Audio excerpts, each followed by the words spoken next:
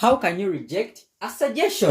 Oyinza otya okugaana ekiteeso? Well, in this video, we're going to look at how or the sentences you can use to reject a suggestion. Engeri gy'oyinza okugaanamu ekiteeso omuntu ky'aba akuwadde. Remember, here we learn English and Luganda with ease. Wampiga Oluzungu n'Oluganda mu bwangu. Well, one can use any of these phrases to reject a suggestion.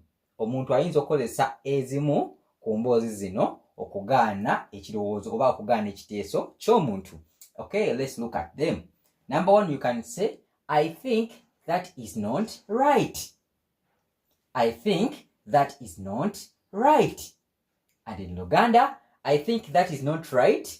Tugamba indowooza. I think indowooza. Ekyo si kituufu. Indowooza. Ekyo si kituufu. Excuse me, that will not work. Once again, excuse me in a polite way. Excuse me, that will not work. Once again, excuse me. For example, excuse me, teacher, that will not work. Excuse me, madam, that will not work. Nsonyiwaamu, excuse me, nsonyiwaamu. Ekyo, because of that, ekyo tekijja kukola. Excuse me, that will not work. Nsonyiwaamu, ekyo tekijja kukola. In other words, you are declining it. You are rejecting it. Oli mu kukigaana. Are we together? So, nsonyiwaamu, ekyo tekijja kukola. Another one can say, we should do something else.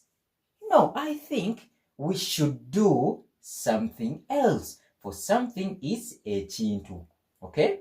So, we should do something else. In Luganda, Luganda gamba, fe tukole ekintu ekirala. Once again, fe tukole ekintu ekirala. Something else is ekintu ekirala.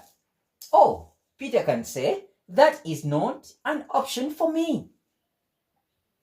That is not an option for me. Ekyo tekinkolera. Once again, that is not an option for me. Ekyo tekinkolera. Or some people say ekyo nze because of I. Ekyo nze tekinkolera. Or ekyo tekinkolera. Sorry, I can't agree with that. Beautiful phrase. Sorry, I can't agree with that. In Luganda we say, nsonyiwa, sijja kukkiriza ku kino. I can't agree with that. Sijja kukkiriza ku kino. So, nsonyiwa, sijja kukkiriza ku kino. Good. Number 6, you can reject by saying, I prefer another solution. No, Teacher Ben. I prefer another solution. And this in Luganda we say, Nze njagala ekyokukola ekirala. I prefer another solution. Nze njagala ekyokukola ekirala. Are we together? Good. Number 7, can you read it? Okay. I would rather not do that. No. I would rather not do that. Once again, I would rather not do that. Kisingako ne sikikola. I would rather not. Kisingako ne sikikola. Are we together? So I would rather not do that. In Luganda tugamba kisingako ne sikikola. So I would rather not. In Luganda kitegeeza kisingako ne sikikola. Not do that. Kisingako ne sikikola. Good. Remember to subscribe if you like the video. Number 8. Unfortunately, that does not fit our plans. Once again, unfortunately, that does not fit our plans. For instance, you bring your idea and the boss says, unfortunately, that does not fit our plans.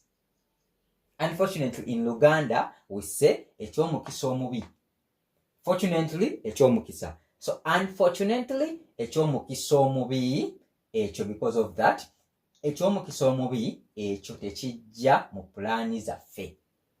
Once again, ekyomukisa omubi, ekyo tekijja mu pulaani zaffe. Unfortunately, that does not fit our plans.